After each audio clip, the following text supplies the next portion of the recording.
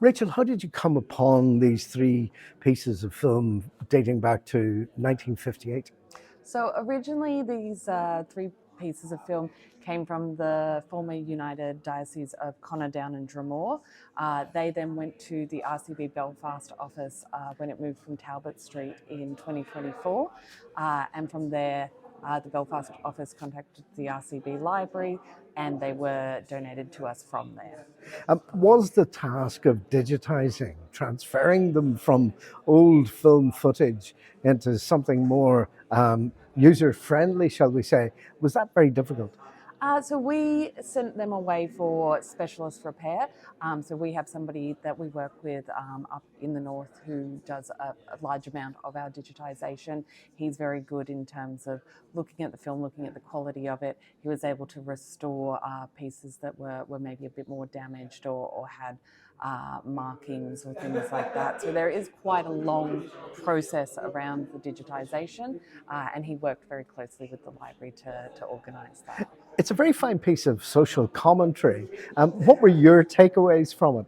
I think all three films are different, but I think from all three there's a sense of pride in sort of going through this pilgrimage, especially in the first two. You're seeing people doing the St Patrick's pilgrimage, and this sort of everybody's in their best outfits.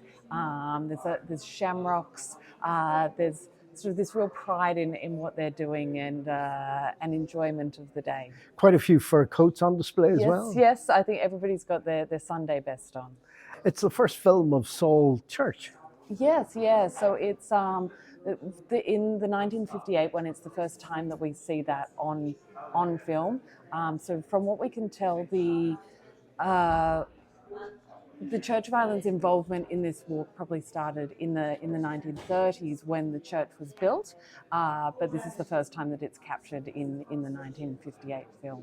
It's also a bit of a who's who as far as senior clergy are concerned. Yeah, so I think in the second film especially we see a lot more senior clergy. So you're definitely seeing the Archbishop of Armagh at the time, the Archbishop of Dublin at the time. There were representatives from the UK as well. So there were a lot of notable. It was a really big deal, wasn't it? Yeah, there were definitely a lot of people there to celebrate the event. How happy are you with the end product? Very, very. It's absolutely beautiful. I think that the film has come up really nicely as a digitisation, but I think it still captures that essence of cine film that we all know and love. Now, the library is a treasure trove. It's a fantastic place to visit. These pieces of film will find a very productive and, productive use. Yeah.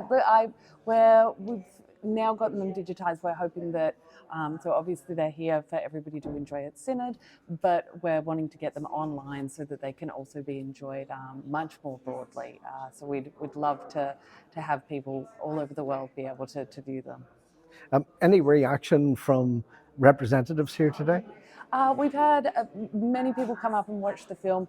People have enjoyed sort of watching. We've had people who've said, "Oh, I recognise this person, I recognise that person." So there's a lot of personal connection here as well, which has been lovely. Rachel, thank you very much indeed. Thank you so much. I thoroughly enjoyed it, and I think it's pretty accurate, and it's a real interest to me. And I just wish that some of the people would see how we behaved years ago and maybe learn a thing or two. Does it bring back happy memories? Happy memories. I have no complaints about the Church of Ireland. And they've been loyal to me in retirement, and I've been loyal to them the rest of my life. And in youth work especially in Church Lads Brigade, youth work all my life. And I have very happy memories.